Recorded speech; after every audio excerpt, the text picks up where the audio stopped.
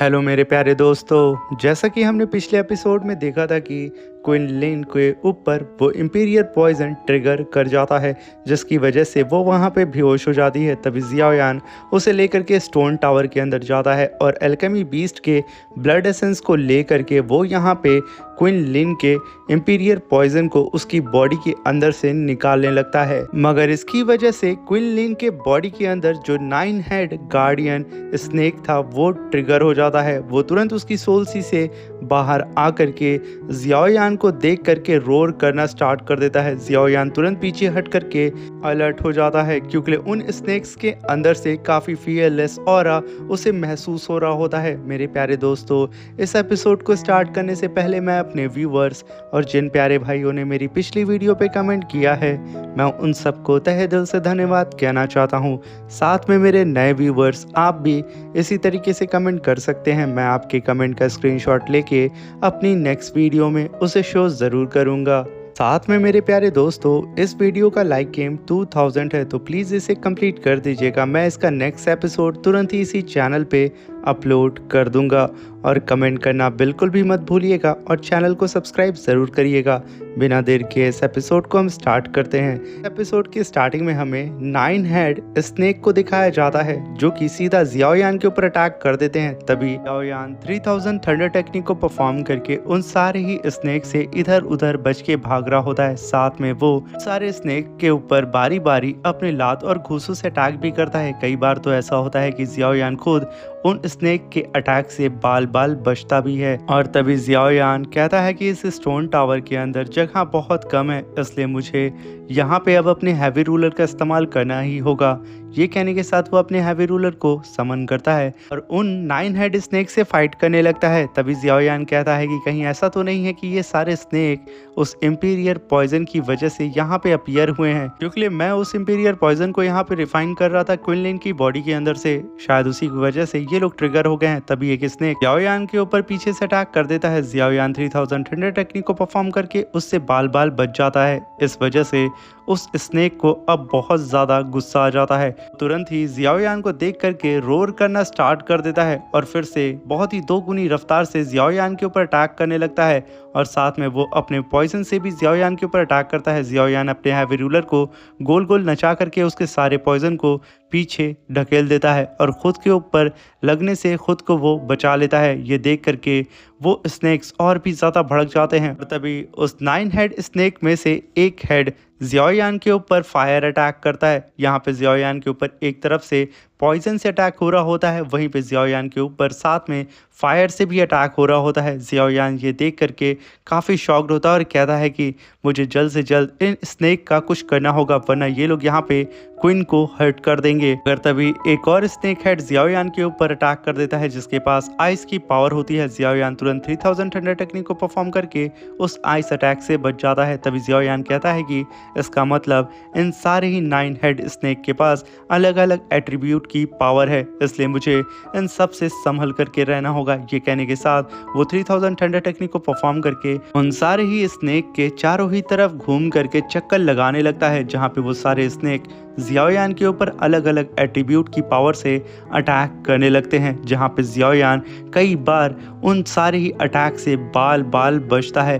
वो यहाँ पे खुद को संभालते हुए कहता है कि मुझे इन सब का इलाज जल्द से जल्द करना होगा। मगर तभी उन 9 हेड स्नेक का लीडर अपनी पावर को रिलीज करके एक जाइंट बॉल को समन करने लगता है, जहाँ पे उसके साथी भी अपनी पावर को उस जाइंट बॉल के अंदर कंज्यूम करने लगते हैं। ये देख करके जियाओयान तुरंत अपनी 3000 हेवनली एलियन फायर ड्रैगन को समन कर लेता है और तभी हम देखते हैं कि वो 9 हेड स्नेक जियाओयान के ऊपर अटैक कर देते हैं। तभी जियाओयान अपने ड्रैगन से सीधा ही उन स्नेक के ऊपर अटैक कर देता है, जहाँ पे जियाओयान का ड्रैगन उन स्नेक के अटैक को अपनी बॉडी से लपेट के किनारे ला करके रख देता है और रोर करते एक ही बार में अपने मुंह से उन 9 हेड स्नेक के अटैक को डिस्ट्रॉय करके रख देता है। जहाँ पे इतना बड़ा स्पिरिचुअल ब्लास्ट होता है, जिसकी वजह से स्टोन टावर हिल सा जाता है। मगर अभी भी वो 9 हेड स्नेक जियाओयान के ऊपर अटैक कर रहे होते हैं। मगर तभी इस ब्लास्ट की वजह से क्वीन लिन को होश आ जाता है और वो जब धीरे धीरे करके अपनी आंख खोलती है, वो देखती है कि उसके 9 हेड स्नेक गार्डियन जियाओयान के ऊपर अटैक करने वाले हैं। ये देख करके वो काफ़ी घबरा जाती है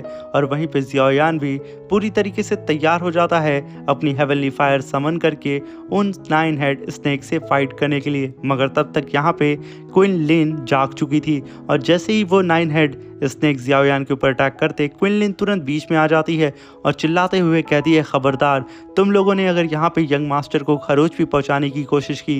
ये सुनने के साथ वो 9 हेड ड्रैगन्स तुरंत ही वहाँ पे रुक जाते हैं और तभी हम क्वीन लिन को देखते हैं जो कि तुरंत ही अपनी सीक्रेट टेक्निक को परफॉर्म करती है 3 फ्लावर पर्पल आई को, जिसकी वजह से वो सारे ही 9 हेड जाइंट स्नेक धीरे धीरे करके स्पिरिचुअल फॉर्म में आने लगते हैं और वो लोग क्वीन लिन के 3 फ्लावर पर्पल आई के अंदर स्पिरिचुअल फॉर्म में आने के बाद जाने लगते हैं। मगर उसमें से कुछ स्नेक हेड अभी भी वहाँ पे रहने की ज़िद कर रहे होते हैं क्योंकि उनको यहाँ लगता है कि अभी भी शायद क्वीन लिन के ऊपर ख़तरा है। मगर क्वीन लिन उन लोग को समझा करके अपनी 3 फ्लावर पर्पल आई के अंदर समाहित कर लेती है और तभी वो पलटती है और कहती है कि यंग मास्टर, आप ठीक तो है ना। मगर तभी उसे चक्कर आता है और वो गिरने वाली होती है। मगर तभी जियाओयान उसे संभाल लेता है और तभी जियाओयान कहता है कि तुम ठीक हो ना। तभी क्वीन लिन कहती है कि बस मास्टर, मुझे यहाँ पे थोड़ा बहुत चक्कर आ रहा है। तभी जियाओयान क्वीन लिन से कहता है कि मैंने अभी तुम्हारी बॉडी के अंदर से इंपीरियर पॉइजन को पूरी तरीके से निकाल दिया है, मगर जब मैं इसके लास्ट स्टेप को कर रहा था तो पता नहीं कैसे ये 9 हेड ड्रैगन अपीयर हो गए। तभी जियाओयान क्वीन लिन के नर्व्स को चेक करता है और वो कहता है कि तुम अब बिल्कुल ठीक हो।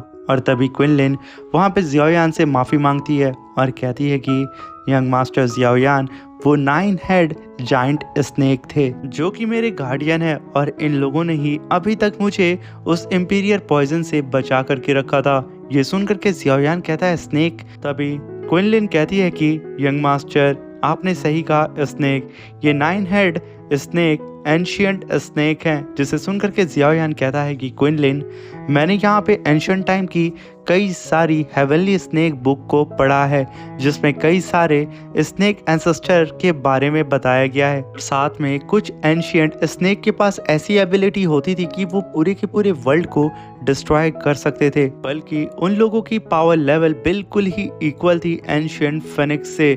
मगर मैंने आज तक 9 हेड एंशियंट स्नेक के बारे में किसी भी एंशियंट बुक में नहीं पढ़ा है। आखिर ये एंशियंट स्नेक 9 हेड कहाँ से आए हैं? जिसे सुनकर के क्वीन लिन वहाँ पे अपना सर झुका लेती है और जियाओयान से कहती है कि यंग मास्टर, एक बार मैं गलती से एंशियंट माउंटेन रेंज के अंदर चली गई थी और जब मैं वहाँ पे एक्सप्लोर कर रही थी तो मुझे एक एंशियंट स्नेक की बोन बॉडी नज़र आई और मैंने गलती से ही 3 फ्लावर पर्पल आई की पावर को एक्टिवेट कर दिया, जिसकी वजह से वो जो एंशियंट स्नेक की बोन थी उसकी सोल बॉडी वहाँ पे ट्रिगर हो गई और मेरी 3 फ्लावर पर्पल आई की वजह से मेरा उस एंशियंट स्नेक से फ्यूज़न हो गया, जिसकी वजह से वो मेरे गार्डियन है। और मैं आपको बता दूं कि इस पूरे वर्ल्ड में 2 तरीके के एंशियंट स्नेक हैं, पहला एंशियंट स्नेक और दूसरा सॉलोइंग पाइथन। अगर यंग मास्टर, मेरे पास जो ये एंशियंट स्नेक की सोल बॉडी है ये एक फ्यूजन स्नेक है इन दोनों ही एंशियंट स्नेक और सॉलोइंग पाइथन का, और ये खुद ही एक रॉयल ब्लड लाइन से बिलोंग करता है। जिसे सुनकर के जियाओयान काफ़ी ज़्यादा शॉक्ड हो जाता है क्योंकि उसने आज तक 9 हेड एंशियंट स्नेक के बारे में तो सुना भी नहीं था। तभी जियाओयान क्वीन लिन की बात को ध्यान से सुन करके अपने मन में कहता है कि यानी कि क्वीन लिन यहाँ पे मुझे समझाना चाहती है कि यहाँ पे 2 रॉयल ब्लड लाइन है, एक एंशियंट स्नेक, दूसरा सॉलोइंग पाइथन। और रही बात सॉलोइंग पाइथन की, तो सॉलोइंग पाइथन बिल्कुल मैच करता है क्वीन मेड्यूसा से, क्योंकि जब क्वीन मेड्यूसा अपनी स्काई सॉलिंग पाइथन से इवोल्यूशन फॉर्म में थी तो मैंने देखा था कि उसकी स्कल कई सारे रंग से चमक रही थी, इसलिए वो कलरफुल सॉलिंग स्नेक के नाम से जानी जाती है। और अगर साफ शब्दों में कहा जाए, इस समय क्वीन लिन के पास जो एंशियंट स्नेक की सोल बॉडी है वो एंशियंट स्नेक और सॉलोइंग पाइथन की रॉयल ब्लड लाइन से फ्यूज होकर के बनी है। आखिर ये कितना ज़्यादा पावरफुल होगा जब क्वीन मेडुसा इतनी ज़्यादा ताकतवर है। ये सोच करके वो काफ़ी हैरान होता है और तभी ज़ियाओयान कहता है कि क्विनलिन, अब तुम ठीक हो चुकी हो और मैंने तुम्हारी बॉडी से ऑलरेडी तुम्हारे पॉइजन को निकाल दिया है, इसलिए अब हमें यहाँ से चलना चाहिए। मगर तभी क्विनलिन ज़ियाओयान से माफ़ी मांगते हुए कहती है कि यंग मास्टर, आज जो मुझसे गलती हुई है, मैं वादा करती हूँ कि ये गलती फ्यूचर में कभी भी नहीं होगी।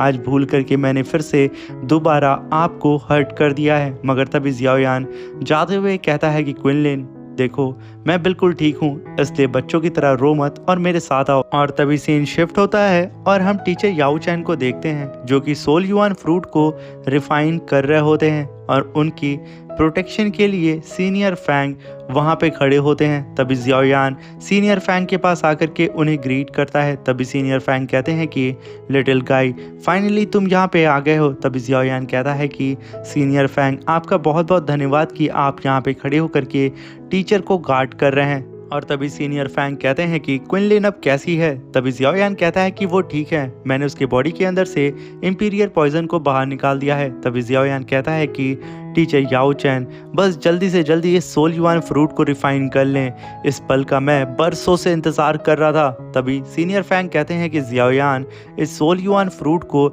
एब्जॉर्ब कर पाना बहुत ही ज़्यादा मुश्किल है, इसलिए यहाँ पे ब्रदर याओ चैन को यहाँ पे काफ़ी समय लग सकता है। तभी ज़ियाओयान कहता है कि जैसे ही यहाँ पे टीचर इस सोल युआन फ्रूट को रिफाइन कर लेंगे, उनकी सोल पावर फिर से पीक पे वापस आ जाएगी।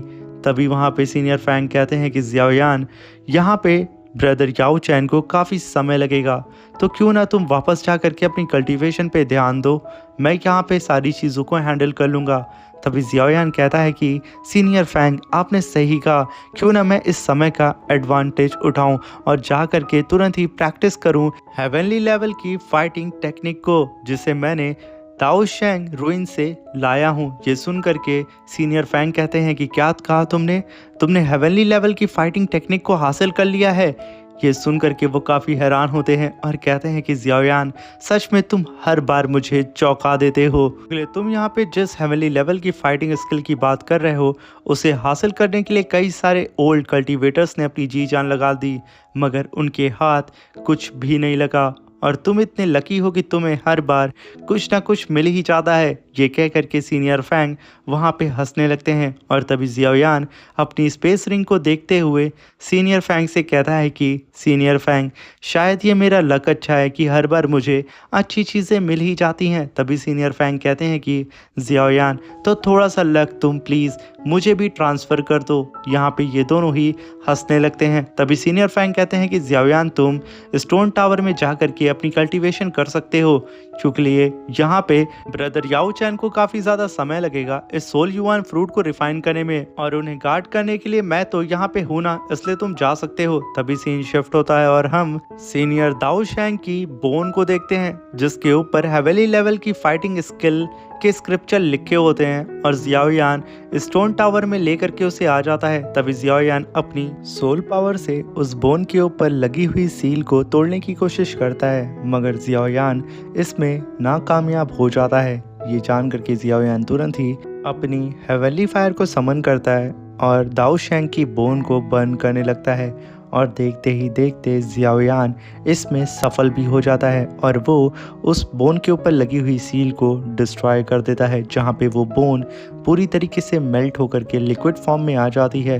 और ये देख करके ज़ियाओयान का तो खुशी का ठिकाना नहीं होता है, क्योंकि ज़ियाओयान सिर्फ एक स्टेप पीछे रह गया था हेवनली लेवल की फाइटिंग स्किल को हासिल करने में। तभी ज़ियाओयान देखता है कि उस बोन के अंदर फ्लैक्चुएशन होने लगती है और वहाँ पे एक स्पिरिचुअल ब्लास्ट होता है, जहाँ पे ज़ियाओयान की हेवनली फायर वहाँ पे ख़त्म हो जाती है और रह जाती है दाओ शेंग की बोन, जो कि लिक्विड फॉर्म में हो चुकी थी। तभी ज़ियाओयान उस लिक्विड को टच करता है, जहाँ पे वो लिक्विड ज़ियाओयान के राइट हैंड के अंदर घुस जाता है। ज़ियाओयान तुरंत ही अपने राइट हैंड के अंदर से उस लिक्विड को बाहर निकालने की कोशिश करता है, मगर वो लिक्विड धीरे धीरे करके ज़ियाओयान के ब्लड के अंदर मिलने लगता है, जिसे देख करके ज़ियाओयान काफ़ी ज़्यादा घबरा जाता है।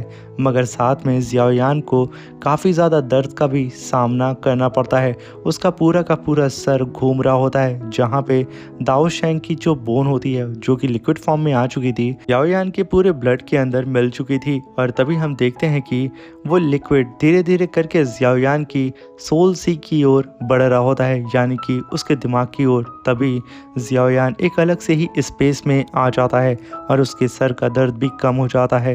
तभी जियाओयान कहता है कि मुझे ऐसा लगता है कि मैं इस समय शायद किसी अलग से ही स्पेस में आ चुका हूँ। कहीं ऐसा तो नहीं है कि मैं इस समय हेवनली लेवल की फाइटिंग टेक्निक के हिडन स्पेस के अंदर आ चुका हूँ। ये कहने के साथ जियाओयान इधर उधर देखने लगता है।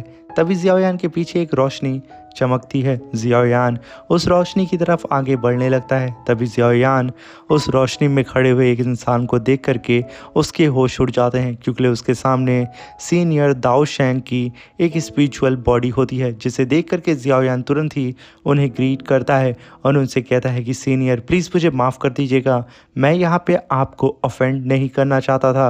क्योंकि यहाँ पे जियाओयान को अच्छे से पता था कि सीनियर दाओ शेंग यहाँ पे उसका क्या हाल कर सकते हैं। जियाओयान यहाँ पे माफ़ी मांग रहा होता है, मगर तभी सीनियर दाओ शेंग जियाओयान से कहते हैं कि इस दुनिया के अंदर एक ऐसी पावर छुपी है जो कि सिर्फ एक चूजन वन को ही मिलती है, और तुम बच्चे एक कदम सिर्फ पीछे हो the great heavenly creation palm technique को हासिल करने में।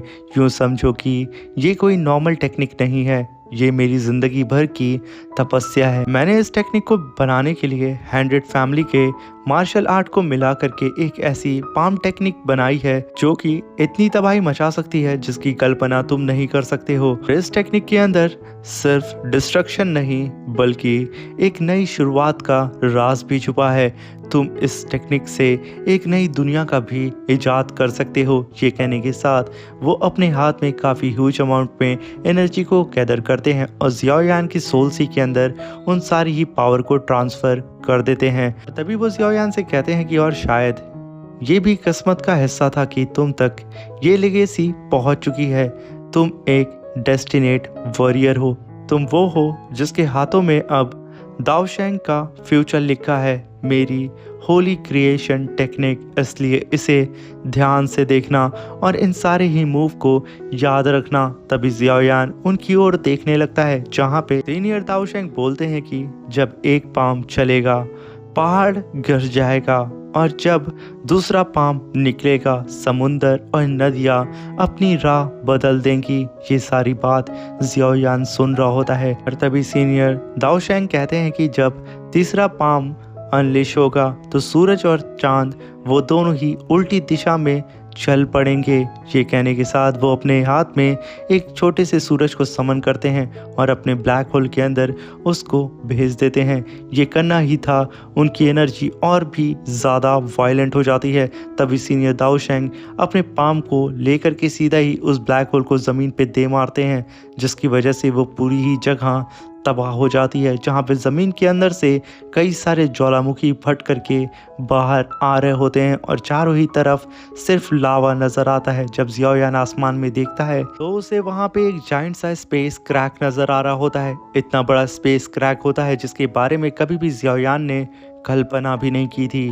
तभी जियाओयान सीनियर दाओ शेंग को ग्रीट करता है, जहाँ पे सीनियर दाओ शेंग जियाओयान से कहते हैं कि बच्चे इस होली टेक्निक का नाम हमेशा याद रखना, जिसका नाम दाओ शेंग the divine art of creation है। तभी जियाओयान कहता है कि सीनियर दाओ शेंग आपका ये जूनियर आपका नाम सदा याद रखेगा और साथ में आपकी ये heavenly fighting skill the divine art of creation को मैं और आगे तक लेकर के जाऊंगा और साथ में आपकी लेगेसी को और भी आगे बढ़ाऊंगा। ये इस जूनियर का आपसे वादा है। ये सुनकर के सीनियर दाओ शेंग वहाँ पे काफी ज्यादा खुश हो जाते हैं और तुरंत ही वहाँ पे स्पिरिचुअल फॉर्म में आकर के वहाँ से गायब हो जाते हैं। और तभी जियाओयान जो कि उस हिडन स्पेस में था वो तुरंत ही स्टोन टावर में आ जाता है। वो तुरंत अपनी आँख खोलता है और कहता है कि फाइनली मैंने यहाँ पे हेवनली लेवल की फाइटिंग स्किल को अचीव कर लिया है, the divine art of creation को। अब बस मुझे इसे प्रैक्टिस करके इसमें मुझे महारत हासिल करनी होगी। मैं जानता हूँ कि कल्टीवेशन के दौरान मुझे बहुत ज़्यादा मुश्किलों का सामना करना होगा, मगर फिर भी मैं उन सारी ही बाधाओं को पार करके इसमें मास्टर हासिल करूँगा। और जैसे ही इसमें मैं मास्टर हासिल कर लेता हूँ, मैं स्टार पिकिंग ओल्ड गोस्ट से ज़रूर मुलाकात करूँगा। और जैसे ही उससे मेरी दोबारा मुलाकात होगी तो मैं उसे अपनी नई मिली ताकत divine art of creation technique का मज़ा ज़रूर चखाऊँगा। और मैं यकीनन ये कह सकता हूँ कि वो इस स्पैम अटैक को बर्दाश्त नहीं कर पाएगा और वो अपनी लाइफ से हाथ धो बैठेगा। और इसी के साथ मेरे प्यारे दोस्तों, हमारा ये शानदार सा एपिसोड ख़त्म हो जाता है। मेरे प्यारे दोस्तों, चैनल पे अगर नए आए हैं तो प्लीज़ चैनल को लाइक शेयर सब्सक्राइब करके हमें सपोर्ट ज़रूर करिएगा। और कमेंट बॉक्स में कुछ नहीं तो सही नाइस वीडियो लिख के जाइएगा, या तो फिर कोई इमोजी ही कमेंट कर दीजिएगा। इससे YouTube मेरी थोड़ी बहुत रीच को बूस्ट कर देगा, वरना वो मेरी रीच को रोक देगा।